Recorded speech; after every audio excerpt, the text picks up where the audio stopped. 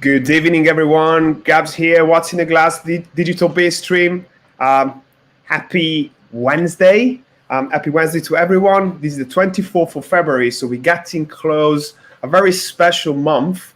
I say special because so much happened this month within our industry, within all the little things. So we're really interested about evolution of the month itself or the year itself. And you know, normally at this time of the day, I'm drinking something. Today I went for a Dondoko and Duration interesting beer, which is a Ellebock on 6.2. Don't judge me on the ABV, please.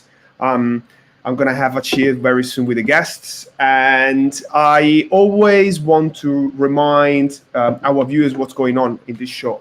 We're trying to, communicate about beer and with people of our industry because we think this is a really important time to speak with the people. This is a really important time to, go through everything that is about the hospitality, the beer industry, especially the craft beer industry. I've been part of it for 10 years.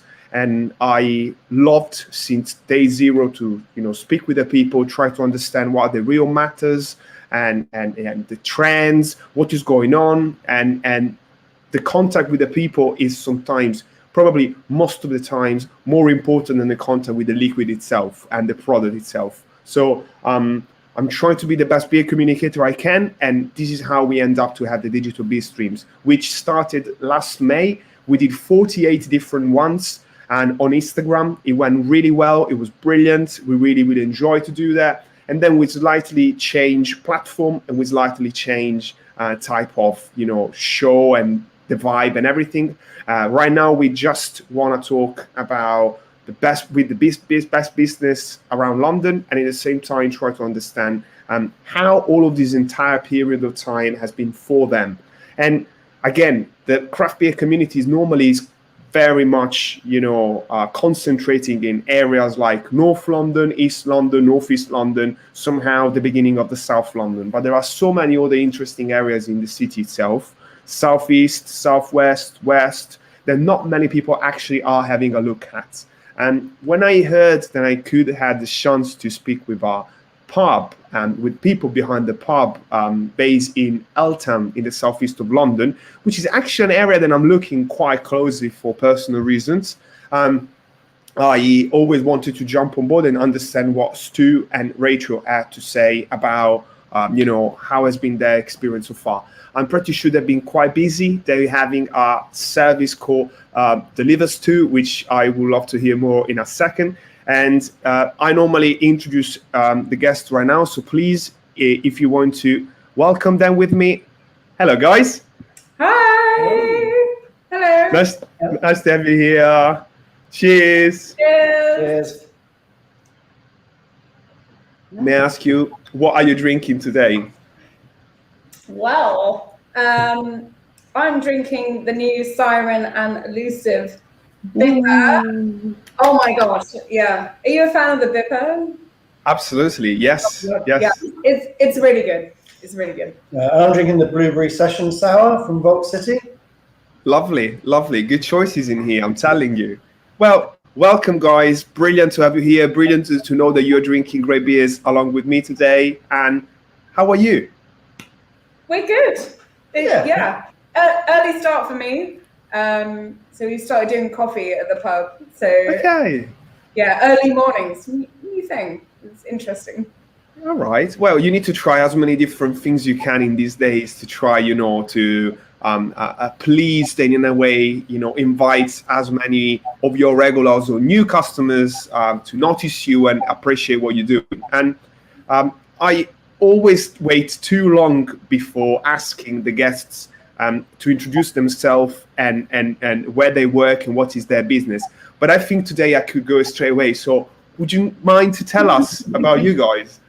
Do you want to go? Or? No, go on. Be my guest. So basically, me and Rachel have known each other since we were about 11, maybe? Yes. Yeah. We grew up together. We grew up in the same town. We went to the same school. But kind of after school, we went on to different journeys. Neither of us went to university, really. Rachel did a lot of traveling. I did more of an apprenticeship in IT. And then about 4 years ago. Yeah, 4 years ago. Yeah. We sort of got together and we were sort of chatting and stuff, and I proposed the idea of opening up a pub, basically. And Rachel was very much into the craft beer scene at the time. So she was telling me all about all these crazy craft beers that are around. And then we found the property in Eltham, put in an offer, and yeah, the rest's history, really. First pub we've opened. Yeah. You've worked. Still don't know what we're doing, but it's all good. But yeah, it's gone really well. I mean, we're so surprised on the community, the Eltham community, how much they've welcomed us, supported us, and it's just been amazing journey. You know, even though the last year's been very difficult, the journey in total, it's all been worth it. Yeah, it really does. It's been crazy. You should move to Eltham. Well, we were talking about that before. I'm looking for a community. I'm looking for, having people that maybe want to say hi when they see you on the street. Is that happening in Eltham sometimes? Absolutely. Yeah. Stuart can't go to the shop to pop out and get something because he'll spend like half an hour getting things, and it'd be like, "Why have you taken so long?" And he'll just. I once had someone run up to me in the street and go, "Are you Deliverstu?" And I was like, "Yeah, I am." I was like, "Yeah, I made it." No signature. I didn't ask for an autograph, but Wow. It'll happen. Well, I'm telling you, there's going to be a need of a great pub if I'm moving in any other area in the world, from now on. So I know the Rusty Bucket has been considered one of the best pubs as well by acclamation, and not just that, in the area itself. Would you mind to describe us how the place is, How Eltham is, or your pub, guys, the Rusty Bucket, yeah. So Stuart said earlier that I was massively into craft beer when we discussed opening somewhere. I used to work for We Bought Beer in Tooting. So I was massively excited about the whole craft beer thing. So we opened somewhere that was not pretentious, not snobby, just really easy to chill with. I mean, we're 41. Yes, yeah. We're 41. No, you're not. So we are. We're 41. Stop. We are 41. Okay. I'm a week older than him, exactly by a week. So we wanted somewhere that was not, it wasn't loud music all the time. It was just somewhere you could come, chill out with your friends, your partner, your family, on your own, whatever. Just have really good beer. Just like be super chill with it and relax. So we kind of bought the beers that we like to drink. I mean, you were more of the decorator kind of style. Well, we had a small budget, and it was kind of like, well, we'll just go with that because it's the cheapest option. But I think it works. It's a nice space. It's really open and welcoming. We're really lucky with our customers. They are lovely people, like so nice. Best bunch of people you'd ever meet. That's great to hear. Yeah, I think we basically created a place where we would want to go and drink. Yeah. And that was always the discussion when we looked at we designed it ourselves using, I think I used Visio because it had it on my laptop. So it was real, what's the word? Winging it. Winging it, yeah. It was always if we went to a place and it was like this, how would we feel about it? And so hoping that if we created something that we would enjoy, others would also enjoy it. It's kind of the plan we had. And like normally when you go in areas where you don't have, a strong presence of already existing craft beer dedicated bars and pubs, I see audience sometimes being a bit not confused, but maybe just like you had to challenge your customers sometimes to let them try different things, let them find different products on the bar. How did it go, given the fact you are massive craft beer, drinkers and enthusiasts? I think our starting lineup, we had, how many taps did we have? 8? No. 10. 10? 10. We had 10 taps, 10 keg taps. We had a sour on, and we had all sorts of crazy beers. And we would have people come in saying, I don't know any of these beers. What the hell is going on? And we're just like, hey, just try a few, see what you like. And I think I don't think we created a market. I think the people were there anyway, but we just made something that people were like, yes, that is my kind of place, because it's got interesting beers, different beers. There's nowhere really around that's doing that kind of thing, certainly not in Eltham. So we were, super lucky. And I think everyone's a good drinker in Eltham because they've supported us loads. Rachel's always saying, what Rachel's saying is, Eltham's a thirsty bunch. Eltham is. But no, we've met some wonderful people, and I think we've been patient with people as well and explaining. And when we were allowed to open, we used to do beer tasting once a month, which was, we used to get like a brewery in.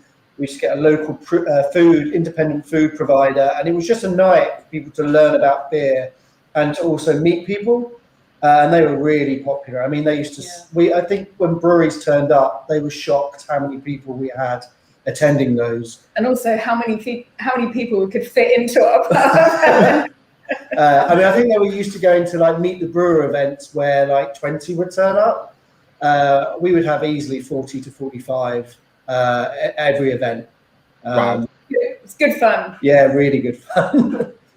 Well, I had the best nights in London in areas where maybe like normally aren't on top of the maps of going out or things like that. I remember beautiful nights in Leytonstone, in Harlesden, in Cricklewood somehow, and yeah, well, Palmer's Green. I do have memories because I remember there, as you said, there wasn't this kind of attitude of being there, and that you need to have fun for sure. People were like generally having fun, communicate with everyone that was there. So I definitely 100% sure that's the vibe over there as well. And if I will ask you, how does a place looks like?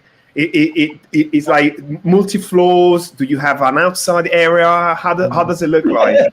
We have a small amount of drinking at the front. I think 2 barrels and 1 table. Yeah. Although where the table's going to go now. And then inside is relatively small. It's 1 room, maximum. Well, how to explain it? How many tables? It's open plan. You can from the bar you can see everything. It's got huge windows out the front. Right. There's so much light in. Yeah. We do have a basement which we've been using for storage. Stuart refuses to let my idea of having a ball pit downstairs, like that'll be so much fun. Maybe a slide, I don't know. But he said no to that. So we may do something with that at some point, but at the moment. And then from the outside, it used to be a traditional pub. It has been a pub for over 100 years, I believe. Don't quote me on that. I'm pretty sure it's been a pub for 100 years. A long time ago. And 5 or 6 years before we took over the place, it was owned by Green King, and it wasn't a nice place to go. So it was a place where the police had a lot of interest in, I suppose. Oh, interesting now. Fights, drugs, you name it. And in the end, they had enough, so they closed it. It remained closed for about 5 years, and then we reopened it. So and you saved the place. I don't know. We had some local people going, "Oh, it's not the same." Oh, it's like, well, sorry, there's no Coke available. Sorry. Zero. I don't know if you're having a look, but there are some comments which are epic. Like, good. Some of them are like just like incredible. But I'm sure you're having a look at it, so feel free to reply to them if you feel like that you have to, And as I said, I love the idea that Southeast London still maintain this kind of strong communitarian sense, but also like being a bit on the side, and wherever it happens there, it does have some magic in like almost kind of come in here if you really want experience. Otherwise, this is not the place for you. And I mean, I love this, and I don't know if it's something that it happens all around Southeast, or at least in the area they have visited, or is happening a bit on your area as well. Like, you don't know exactly the good restaurants, you need to find them, and things like that. Is it what happened in the area that you are aware of? I think so I'd not really been to Southeast London that much previously. I was living and working in Southwest London. And then Eltham came up and we had a look at it and made the offer, etc. Southeast London is so interesting. And as soon as you talk to anyone, like obviously during COVID, not so great, but previously, if you spoke to people, they'd be like, oh, I know this really awesome place down here.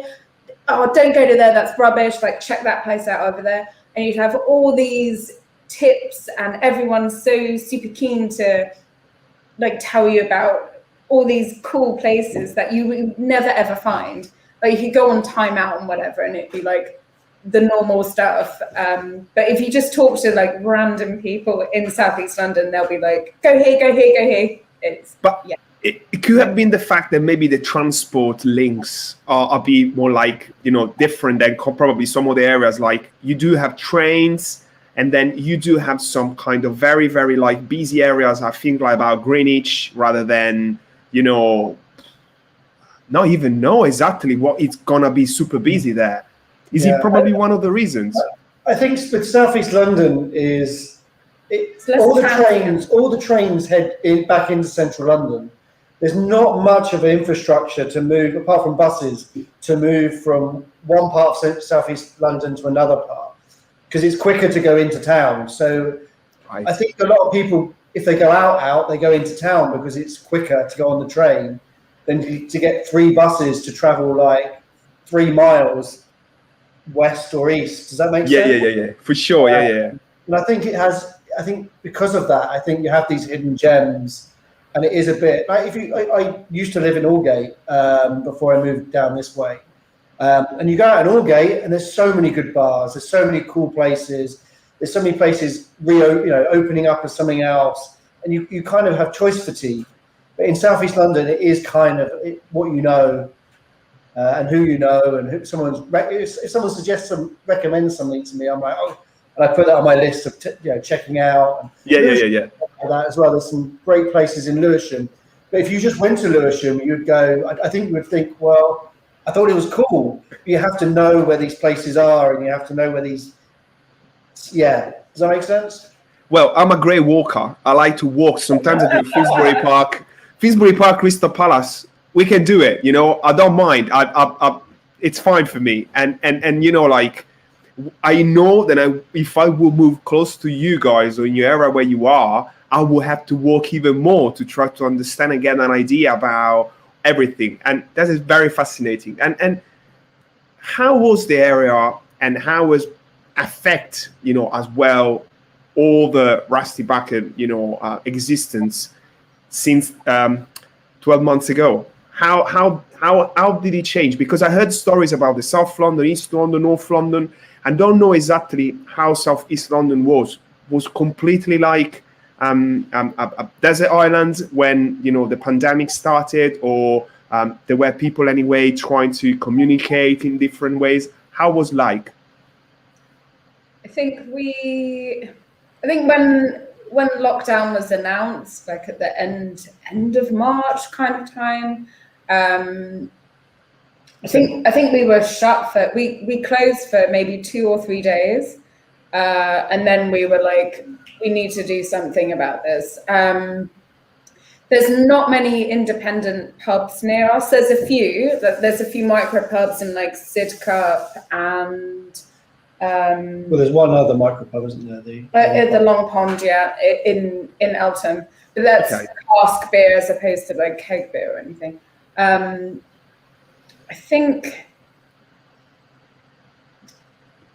think we just cracked on with it, I guess. We were just like, right, we need to do something about this. We can't just sit here and go, oh, what are we gonna do? That's because you had beers in the cellar. Exactly. You had bills to pay. we did have a lot of beer.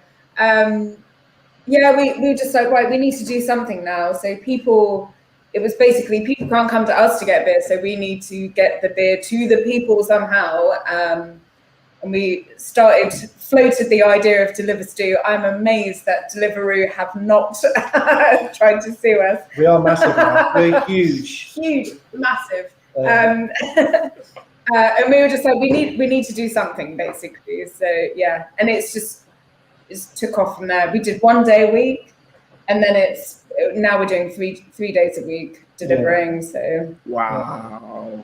Yeah.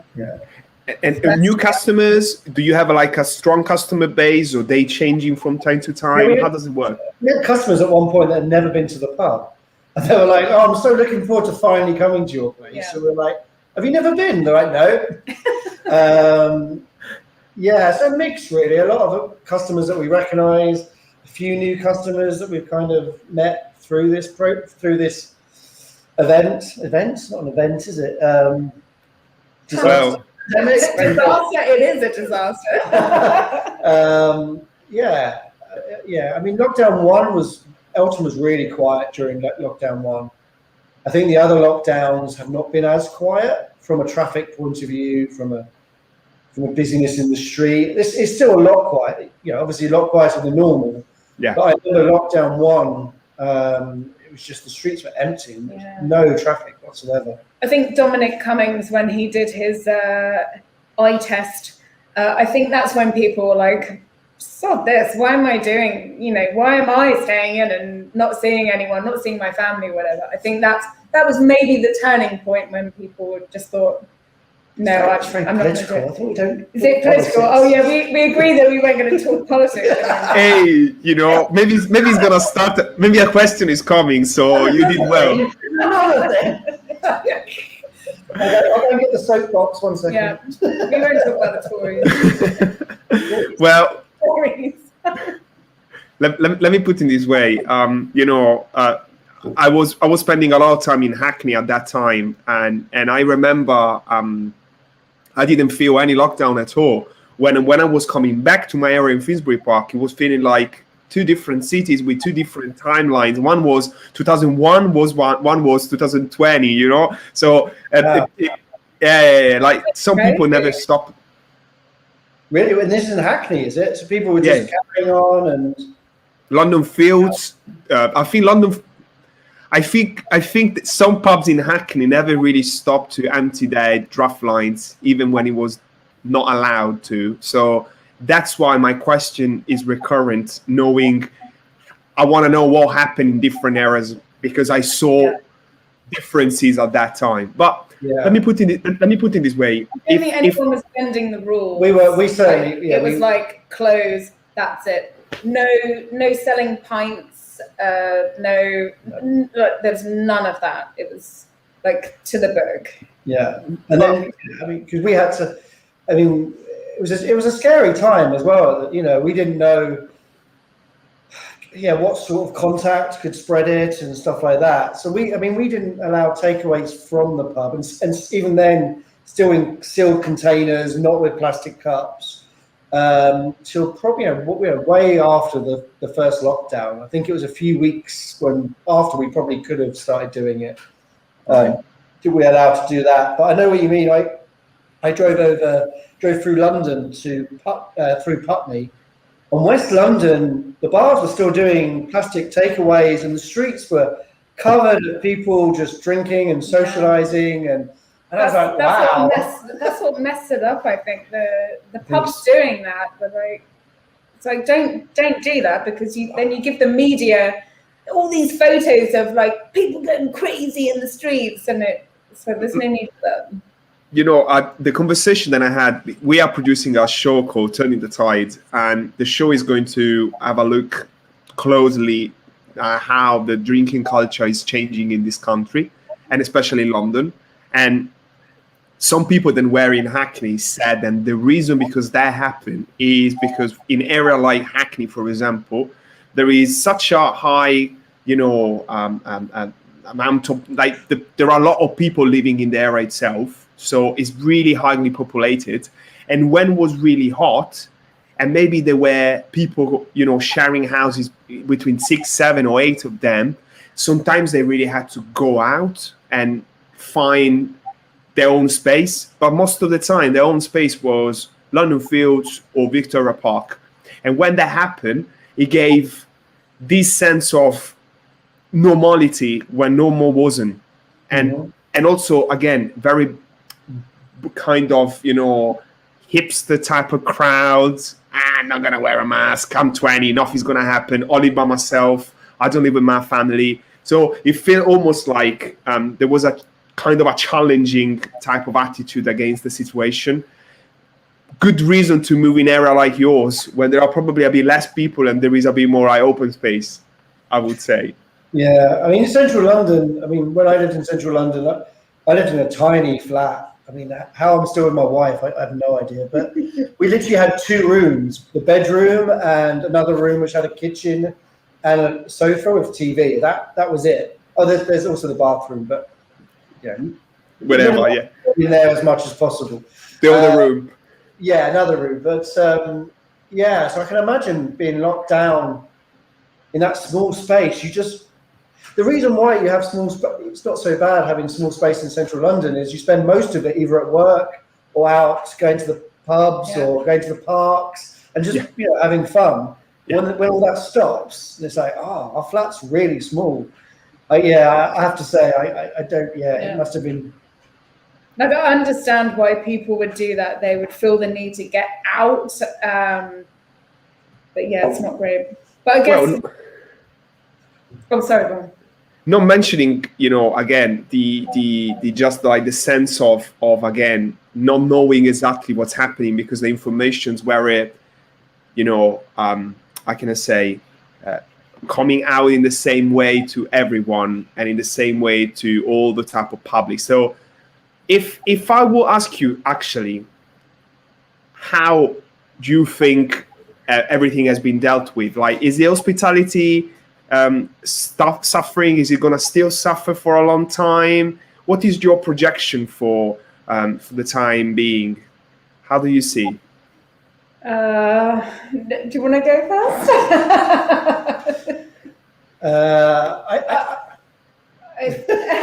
you want to go first? Actually, I'll talk.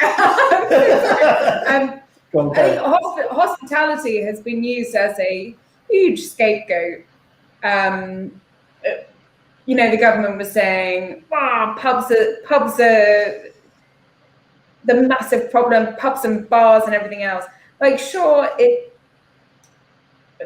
people do go there, they congregate, they drink, etc. But when we had all the rules in of, no more than 6, and then it was one household and everything else, we were so strict on it and so like, these are the rules, guys, like, stick with it. And everyone stuck to it.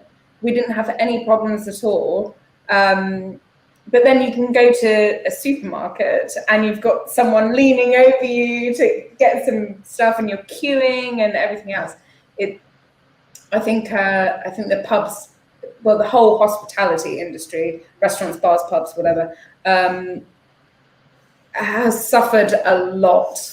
Unnecessarily so, I think, if it was managed correctly. However, it is a pandemic, it's a new thing. They did what they had to do. I probably don't agree with a lot of the stuff that they did, but we'll see. But it's always easy to just judge after and saying it could have been done differently, it could have been different. And I like the fact that you anyway mentioned the fact that it was a new thing and people did probably their best. But still, everyone I'm speaking with, they saying they struggle. They struggle because mostly they can't make any plans. Have you made any sort of plans? Or do you have any plans in mind for your business? No. We've got, I think We used to make plans. we did make plans, yeah. Yeah, every time we make a plan or have a meeting, by the time we've got an action and I think everything changes. So we don't make knee-jerk decisions at all. So even when there's an announcement, we don't really talk about it until the guidance comes out. There's no point, because otherwise you go on Twitter and everyone's giving their opinion, but at the end of the day, opinions is not our license. Opinions is not, so we wait for the guidance, then we make a plan, then we make an announcement. And it's kind of that conservative sort of approach. I think, certain venues will want to be the first people to have their booking system open for tables, but we're at the moment we're like, unless the data confirms the dates, it's pointless. So let's just focus on what we can do. And at the moment, all we can do is deliver beer through Deliverstu, delivering beers Thursday, Friday, Saturdays, 3 p.m. And coffee through the hatch. And I hope 8:30 till 3 p.m. during the week. I mean, at the end of the day, that's just weekdays. Weekends is 9 till 3. 9 till 3. I'm glad you asked. I'm sorry. No. You have to do it. Hey, So I mean, we've stopped basically, and we're just looking at what's in front of us because that's what we can do. Yeah. I'm keen for us to start doing takeaways again from the pub. That was really frustrating that we couldn't do that because with the hatch, we're able to do it with social distancing. And we have so many people, especially at weekends, come up, they grab a coffee, they grab a pastry, and they're like, "Oh, Stu, what great beers have you got on?" And I start talking about the new delivery of beers, and they go, "Oh, can I order now?" And you go, "Well, you can. You can't take them now. I have to deliver them." And they're like, "Oh, can't you deliver to me across the road?" And I was like, "No, I can't." And it's just that it's frustrating. But then they can go into the supermarket and pick up whatever they want. And on the supermarket, I've noticed now I'm ranting, that the supermarkets have started to put more and more wine and beers in the fridge. So people can go into Sainsbury's or Tesco's and pick up a beer and go to the park and drink it. They never did that before. So I think the big winners here, I think the big losers are hospitality. I think it's the little guys that are the big winners through this is definitely the supermarkets that they've won big. And how can you make someone understand that buying products from you right now and supporting a small business like yours and all the small businesses like the breweries you're supporting is making an impact instead of going to the local supermarket and buying their own beers? How can you actually let the people understand that? And if you do it already, please give advices. I think for me, sorry, did you want to? No, please. Okay. Please I think for me, one of the positives for supporting independents and supporting local and supporting craft is you're forcing quality in the sector to go up. I think if you keep investing in the big guys that are very bottom line driven, the quality of your product, your service is only going to go down. So it may seem like a small thing, but the more you invest in independents and the small guys who are looking at quality, handmade, the big guys have got to then improve their quality and not, just focus on the bottom line. That's my takeaway. You can talk about that. Oh, thanks. Speak.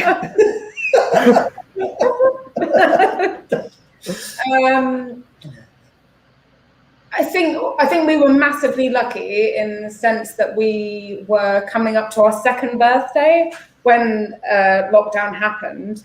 So we had a huge customer support base anyway. So I think when we started Deliverstu and everything else, it was a lot of word of mouth. We had a lot of our regulars who were like, oh, we've told our neighbours about you and they're interested in, and then all of a sudden you're delivering, like Stuart said earlier, we're delivering to people that have never ever been in our pub before, and all of a sudden they're going, oh my gosh, these beers were amazing, I can't wait for you to open again, and they're now regular buyers of our beer. I think generally people want something a bit more from what they're consuming, like drinks-wise or food-wise, that they're a bit more discerning, I think. So the supermarkets will always be around, obviously, but there's space for sort of independent craft beer places, independent butchers and bakers, etc. And yeah. Vegan butchers? Vegan butchers. Yeah, well, I would love to hear if you think that Deliverstu does have a future, even where, you know, the lockdown, you know, kind of limitations are going to be lifted. How do you see it? Are people going to still need that kind of service? I'm pretty lazy, so I would use that service, I think. I think if you're at work, it's Friday morning, and I mean, there are a lot of subscription services around, or you could just walk to, you know, a bottle shop or whatever. I think if there was somewhere local that was delivering to me, I'd just be like, I'm going to get my beers delivered on a Friday. Like, why not? It's free, by the way. We've continued to do it throughout the last year, even when it's almost a year. When it's lifted, we cut it down to just delivering on Fridays.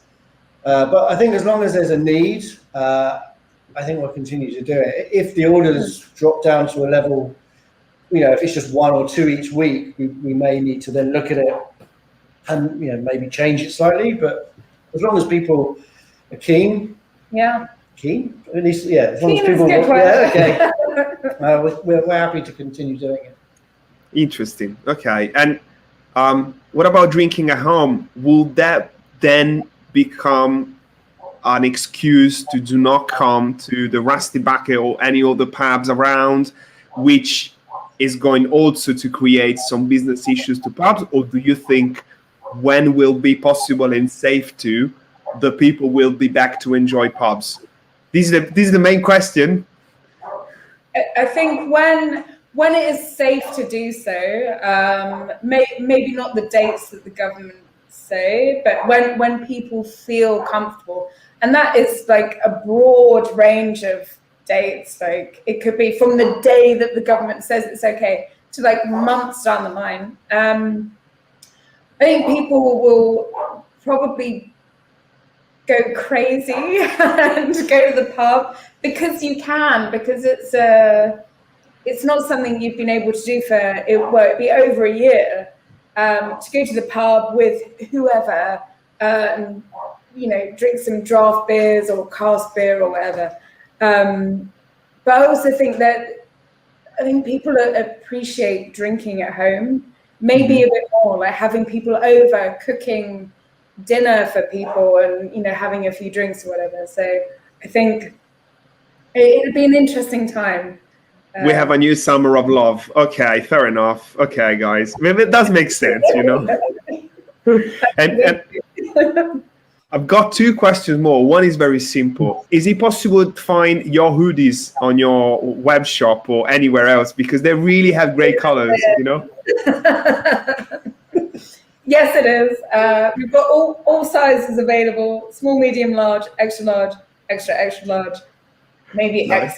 XXL. I don't know, but they are available. Good to know. At some point, and we'll give you one. Well, let me put it this way. The second question was even better. Would you come with me to have a walk around your area and maybe like having a pub crawl when it's going to be possible? So we can then celebrate, and pubs are open again. Then we can have a look at your area, and then we can, you know, just drink some beers and in a happy mood. You know, would that possible? We can organise a southeast London pub crawl / tap room / bar crawl. It would be amazing. It'd be the best night of your life. Hey, again, me and Natasha, which is a friend in common that we have, we already said yes. We're gonna do a lot of it. So be prepared, be prepared. Yes, absolutely. Let me put it this way. This has been a very highly commented show, has been a very highly viewed show because we never, we always had good people, a good amount of people watching it. I'm so thankful that you wanted to be here with me. We chat about all things, and you are very, very great. You're great personalities, and beer industry need people like you and places like yours. Thank you. Thank you for inviting us. It was really nice. Pleasure. It's good. Thank you. I can't stop talking. Now we're gonna finish this, and we're gonna stay in the show for a bit longer. No, I'm good. And I would like to say thank you to everyone that watch us. Please have a look tomorrow as well. We're gonna have Lost and Grounded as a guests, and then we're gonna have a few weeks more, probably 4 or 5 or 6 more. So thank you very much to everyone. Thank you very much for the Rusty Bucket. I can't wait to see the pub open again. Woo! Bye. Bye.